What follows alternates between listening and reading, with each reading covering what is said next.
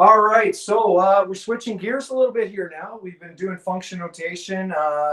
We've looked at relations, determine whether they're functions or not. Now what we're looking at is transformations of functions, okay? And so a general view of what you've got here in function notation, now this is going to look crazy because there's a lot of different variables going on here, is, again, transformations of functions are, we're taking an original function and we're moving it around, or we're changing the shape of it or flipping it. And that has to do with the notation here. Now, some of this you will notice, hopefully recognize it from when you did quadratic equations in grade 10. And so this A value here, what it talks about is a vertical stretch or vertical compression of the original function. All right, so that's what the A value controls. Your K value. This K value controls the horizontal stretch or the horizontal compression of your graph. Now this always confuses me, the D and the C, because when I teach quadratic equations in grade 10, I use H and K. But again, this is your horizontal translation or horizontal shift. Now, again, this is something key here is you're going to notice that the minus sign is supposed to be there in the equation. All right, now this C value, that is your vertical shift. There we go. So that, again, controls the up and down of your graph. All right, so there is our 4 variables that we're going to look at. Now, just to identify them, we have example 1, where it says you have the graph of y equals x squared. So that is our parent graph. And the transform graph is y equals 5 times x plus 2 squared minus 4. And what I want to do is describe the transformations that are going on. So what I have to do is be able to identify the A value, the K value, the D value, and the C value, and be able to put into words what they are doing to the original parent graph. And so in this case, right here, this 5, because it's in front of the x squared brackets, that is my A value. And so what that is telling me is that there is a vertical stretch by a factor of 5. The other things that are going on is see how there's no double square brackets here? That means my K value is 1, which means there is no horizontal stretch or horizontal compression. Now, the other thing that K value does is it can flip the graph across the y-axis. Just like my A value, if it's negative, can flip the graph across the x-axis. Just like when you had in quadratics, y equals x squared, where you have a parabola that's shaped upwards, and y equals negative x squared, where your parabola is shaped downwards. All right, but we don't have that going on. We'll get to that. Inside here, I have a 2. Again, that's my horizontal shift. But see how there's supposed to be a negative sign there? There isn't, which means this graph is the opposite of the way it looks. So this graph is being shifted left 2. My vertical shift, this thing is going down 4. All right, so that's just being able to identify the A, K, D, and C values in the equation, and then again being able to describe them in words. B, so that's B here. Let's try another one. The old absolute value. So here's our parent function. And again, I had some questions when we did the parent graphs. Nobody is, no, not nobody, but a few of you haven't seen the absolute value function, because it's a little bit different because you haven't seen this notation. All the absolute value bars do is whatever's inside here, whatever the sign is, it makes it positive. So it's positive, it turns it to positive. If it's negative, it turns it to positive. So that's what the parent function is all about. Now, the transformed function is y equals negative, and then we have the absolute value bars, 2 x minus 5, then the absolute value. All right. And so again, I have to be able to identify what is happening, what is going on. So again, in front of your function itself, in front of the function itself, that's your A value. Now there's a negative sign here, but really that means there's a negative 1. Now the 1 is saying that there is no vertical stretch or no vertical compression, but the negative sign is saying that it is reflected across the x-axis.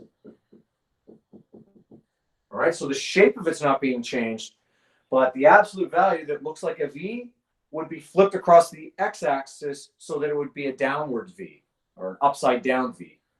I have this 2 here, this K value of 2. Now that means we have a horizontal stretch or horizontal compression.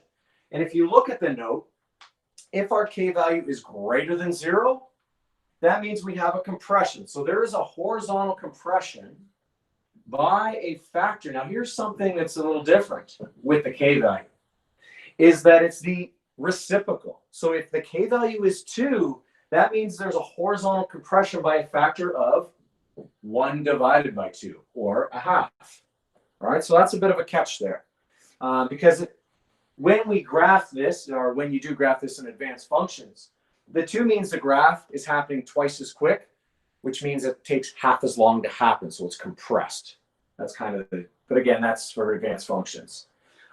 Inside the brackets here, I have the -5. Again, that's referring to my D value, my horizontal shift. There is supposed to be a negative sign there, and so this thing means, because that's a +5, this thing is being shifted right 5.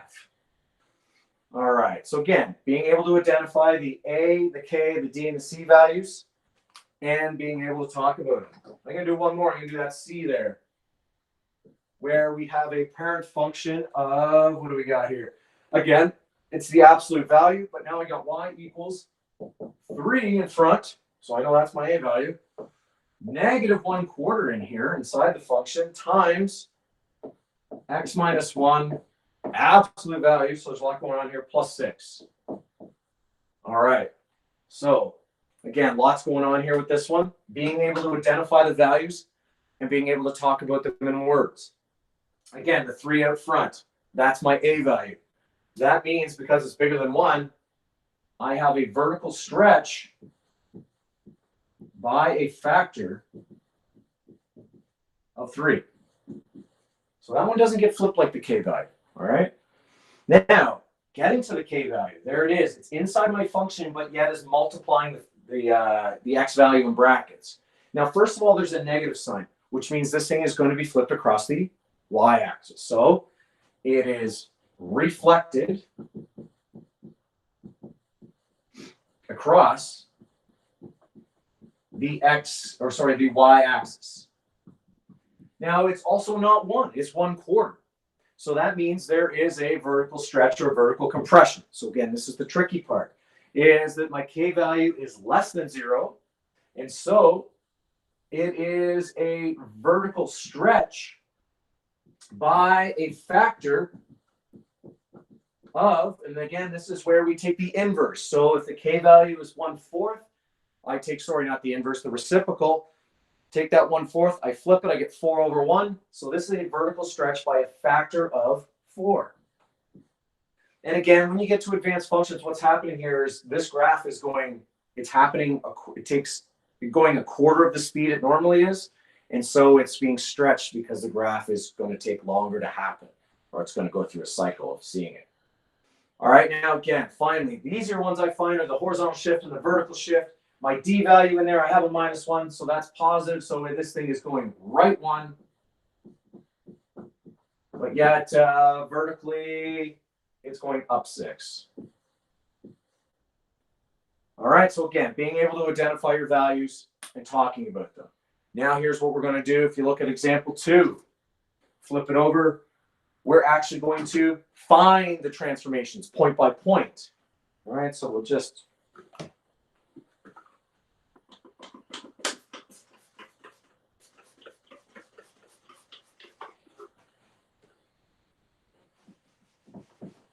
all right, now I'm going to, there's some equations on the front page of the note. I'm going to add something to it.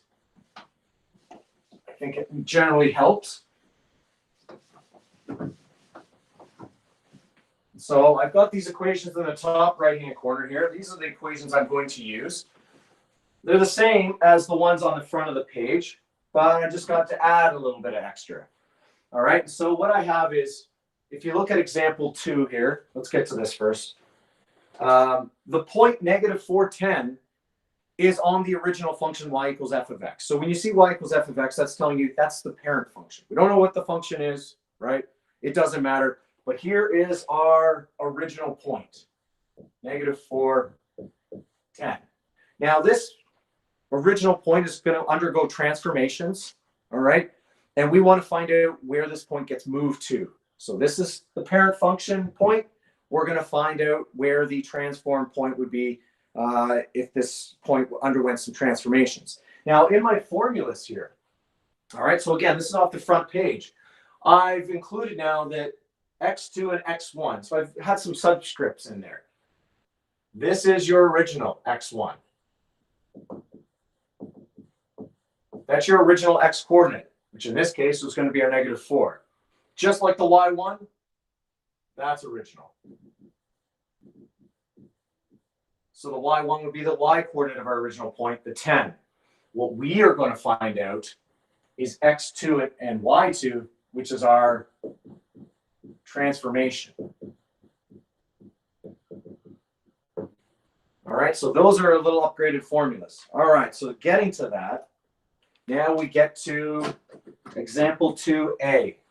All right, so we have an original function, but the transformation now of that function is f of square brackets 4 x minus 6 inside, and there we go. So a little bit of function notation. Now, when I look at that function notation, what I'm going to do is I'm going to find by identifying my a, k, d, and c values, I'm going to use these formulas. All right. And so in this case, again, the a value is always in the beginning or in front of the function. We don't have it. You don't see it there. That doesn't mean it's 0, though. What it means is it's 1. It's a secret 1. All right. So my a value is 1. All right. Now I look inside the brackets. When I have a number multiplying the round brackets, that's my k value. So I like to keep my horizontal and my verticals separate here. So I'm going to move that a equals 1. I'm going to put that over here because I'm going to use my a equation second. So a is 1, k is 4. All right. Now inside, I have a horizontal shift, so I'm going to put that over here. And I have negative sign there, which is supposed to be, so my k, or sorry, not my k, my d value is equal to 6. It's a positive 6. And then again, there's nothing over here, so there's no vertical shift going on. That's my c. And there's nothing happening, so it's 0. All right. So now again, I'm going to use my 2 equations over here. One to find the x coordinate of my transform point, and one to find the y coordinate of my transform point. All right, so here we go. Give me a nicer color. There we go. All right, so first off, we're going to find x2. All right, now, x1 is my original point, my original x coordinate. That's -4 there. So I'm going to put that right above -4. All right, now down below goes the k value, which is 4. All right. And plus the d, plus 6. That's usually where I'm going to lose somebody. Anybody have any questions there? What I did, what formula I'm using? All right. Cricket so far. All right, we'll see. All right, so x2. Let's see here. Well, -4 divided by 4 is -1 plus 6. The transformed x coordinate is going to be 5. All right, now I'm going to use my y2 equals a times y1 plus c formula to find out where my y coordinate is. All right, and so let's see here. I'm going to find my y2. It's equal to a, which is 1, no big deal there, times my y1, which is my original y coordinate, which again is 10, plus c, which is just 0. And so y2, well, I have 1 times 10 plus 0. That's just a 10. And so in final, here's what we're looking for. Here's my original point on my function f of x. Here's the new function that's been a transformation of f of x. And my point, this point would be shifted to 5, 10. All right, we're going to try another one of those. All right, so I get to B, where the function is, you know what, let's go with C. C is a lot crazier when I'm running out of room here. So C, all right, so the transformation is, we got a lot going on here, -3 f of, big square brackets here, 1/4 times x plus 1 minus 3. All right. So again, before I get into my equations here, I have to identify my A, K, D, and C values. Out front, again, that's my A value. All right, so I'm going to put it over here because, again, I do my verticals over here, my horizontals over here. All right, so my A is -3. All right, now inside the brackets, see I have a number times the round brackets. That's telling me my K value is 1/4. Inside, that is my horizontal shift. It is a +1, it says, but that does, again, it always looks the opposite. It's deceiving. There's supposed to be a negative sign in there. So that's telling me my D value is actually 1. And then finally, at the end, is my vertical shift, and that is telling me that C is -3. All right, so now it's time to use my equations to find where the corresponding x and y coordinates would be. So again, for the x2, I got x2 is equal to, again, here's our original point, -4, 10. So my x1 is still -4, because we're dealing with the same point. But then I have to divide it by k, which is 1/4. All right, and then plus d, which is 1. Now, here's something you can have. You're dividing by a fraction. Here's the way to simplify that. When you're dividing by a fraction, you can invert and multiply. And so what I have here is x2 is equal to -4 times, I take 1/4, invert it, and multiply. So it'll be 4/1. And again, plus 1. I'm running out of room here again. x2, well, I have, essentially here I have -4 times 4, which will be -16. I add 1, I get -15. There's my x2. All right, now I go over to the other side, over here, because now I'm going to figure out my y2, which is a times y1 plus c. So my y2 is going to equal a, which I found out here is -3. All right, times my original y coordinate, which we already said here is 10. All right, so put a 10 in there. And plus the c, which in this case is going to be a -3. All right, and so I figure out my y2, my y coordinate, my transform point. I have -3 times 10, which is -30, minus 3. We got -33. And so for this function, if these transformations occur to this point will have been moved to -15 and -33. And there we go. So that is our transformations of functions. So you got to be able to look at function notation, be able to identify your values. The note is different than the board. I would have to look at that. This is C. I did C, A, and C here in example 2. I'll have to check it out. Just give me a second here.